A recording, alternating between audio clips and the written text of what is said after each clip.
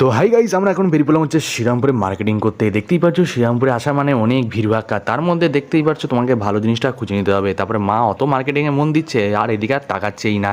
তারপরে আমার চলে এলাম সিটিলের স্যার, এখানে ভালো জুতো পাওয়া যায় তোমার মন পছন্দের, কেন আমি এখান থেকে বাচ্চারা থেকে কিনে কিনে আসছি। তারপরে দেখতেই পাচ্ছ পুরো বুটে বুট, এখানে আর কোনো কিছু পাবে না, ঘড়ি আর পার্স পাবে। তারপরে আমার একটা ভালো ভালো একটা বুট পছন্দ হলো, কিন্তু ওই বুটটা এখানে আর নেই। দেখতেই পাচ্ছ এই যে ব্ল্যাক বুটটা আমার খুব পছন্দ হলো, বলছে এইটা অ্যাভেলেবেল নেই।